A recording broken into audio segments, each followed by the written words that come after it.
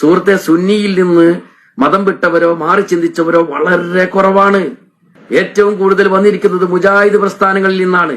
കാരണം വിശ്വാസത്തിന്റെ തലങ്ങൾ അങ്ങനെയാണ്. മാഷ് പറഞ്ഞു വേറൊരു കാര്യം, മുജാഹിദിന്റെ ആ ധാര ആരംഭിക്കുന്ന കാലഘട്ടത്തിൽ തന്നെ മാഷ് യുക്തിവാദവും തുടങ്ങി എന്നുള്ളതാണ് അതിനൊരു ഏറ്റവും പ്രധാനമായി എനിക്ക് പറയാൻ തോന്നുന്ന മറ്റൊരു കാര്യം.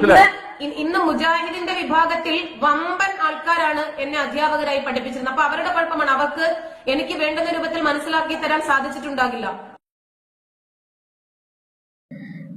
ഇന്നലെ ഞാൻ വയനാട്ടിൽ നിന്ന് വരുന്ന വഴിയിൽ സയ്യിദ് ജോർജ് എന്ന ഒരു വ്യക്തി എന്നെ ഫോണിൽ വിളിച്ചിരുന്നു. നീയൊക്കെ സംസാരിച്ചത് കൊണ്ടുണ്ടായ നേട്ടം എന്താണെന്ന് നീ മനസ്സിലാക്കിയോ? നേട്ടമുണ്ടായത് ഇവിടുത്തെ യുക്തിവാദി പ്രസ്ഥാനങ്ങൾക്കോ നിരീശ്വരവാദി പ്രസ്ഥാനങ്ങൾക്കോ അതല്ലെങ്കിൽ ഇവിടുത്തെ മതരഹിത പ്രസ്ഥാനങ്ങൾക്കോ ആണ് നേട്ടമുണ്ടായിട്ടുള്ളത്. പലപ്പോഴും നിന്റെ വാക്കുകൾ ഇസ്ലാമിൽ നിന്ന് പുറത്തു ചാടാൻ എന്നെ പോലും പ്രേരിപ്പിച്ചിട്ടുണ്ട്. എന്നെ പോലും സത്യം തുറന്നു പറയാ, എന്നെ പോലും പ്രേരിപ്പിച്ചിട്ടുണ്ട്. അത് ഇങ്ങനെ ആയാൽ അങ്ങനെ ആയിക്കൂടെ, എന്തിനാണ് ചോദ്യം ചെയ്യപ്പെടുക? അപ്പൊ ഞാൻ എന്റെ ഒന്നാമത്തെ തെറ്റ് പറഞ്ഞു കഴിഞ്ഞല്ലോ, എന്നെ പോലും പ്രേരിപ്പിച്ചിട്ടുണ്ട്. ഞാൻ എന്റെ വേദികളിലും പരസ്പരങ്ങളിലും കണ്ട കൂട്ടുകാരെ ഞാൻ അന്വേഷിച്ചു നോക്കിയപ്പോ സുഹൃത്തെ, സുന്നിയിൽ നിന്ന് മതം വിട്ടവരോ മാറി ചിന്തിച്ചവരോ വളരെ കുറവാണ്, വളരെ കുറവാണ്. ജമാഅത്തെ ഇസ്ലാമിൽ നിന്ന് അല്പം പേരുണ്ട്. ഏറ്റവും കൂടുതൽ വന്നിരിക്കുന്നത് മുജാഹിദ് പ്രസ്ഥാനങ്ങളിൽ നിന്നാണ്. കാരണം വിശ്വാസത്തിന്റെ തലങ്ങൾ അങ്ങനെയാണ്.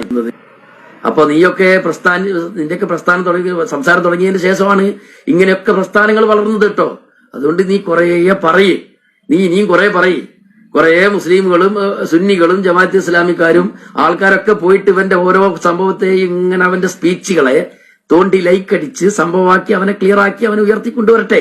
അത്രത്തോളം നേട്ടങ്ങൾ ഇവിടുത്തെ മറ്റ് യുക്തിചിന്തയായിട്ടുള്ള അല്ലെങ്കിൽ മറ്റു തരത്തിൽ ചിന്തിക്കപ്പെടുന്ന പ്രസ്ഥാനങ്ങൾക്ക് ഉണ്ട് എന്നുള്ളത് എനിക്ക് ബോധ്യപ്പെട്ടിട്ടുണ്ട് എന്നാണ് പറയാനുള്ളത്.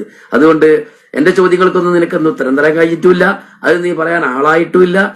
അപ്പൊ സുന്നി വിശ്വാസിയാണെങ്കിൽ പോലും ഈ മുജാഹിദ്, ചേകനൂര് അങ്ങനെയുള്ള വ്യത്യസ്തമായിട്ടുള്ള ചില ചിന്താധാരകളുടെ നേരിയ സ്വാധീനം കൂടി എനിക്ക് ആ കാലഘട്ടത്തിൽ അനുഭവിക്കാൻ സാധിച്ചിട്ടുണ്ട്.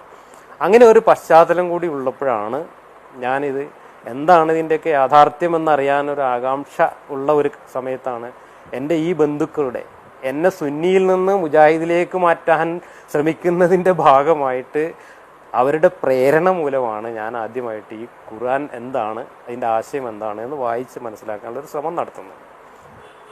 അങ്ങനെ ഖുർആൻ വായിച്ചപ്പോഴാണ് എനിക്ക് ഇത് സുന്നിയും ജമാഅത്തും മുജാഹിദും എന്നതിൻ്റെയൊക്കെ അപ്പുറത്തേക്ക് മനുഷ്യൻ്റെ സാമാന്യ യുക്തിക്ക് പോലും നിരക്കാത്ത കാര്യങ്ങളാണല്ലോ ഈ ഗ്രന്ഥത്തിനകത്ത് കാണുന്നത് എന്ന ചിന്ത എന്നുണ്ടാവുന്നത്.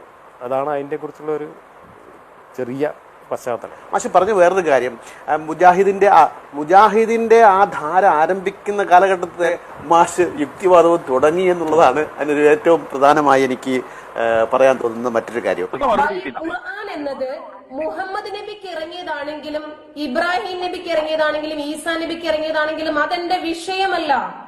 ഖുർആനിൽ എന്ത് എനിക്ക് അനുവർത്തിക്കാൻ, എനിക്ക് അംഗീകരിക്കാൻ, എനിക്ക് എന്റെ ജീവിതത്തിൽ പകർത്താൻ എന്തുണ്ട്, എന്റെ മനസ്സിനെ ക്ലിയർ ആക്കാൻ എന്താ ഖുർആനിലുണ്ട് എന്നതായിരുന്നു അന്നും എന്റെ ചിന്ത.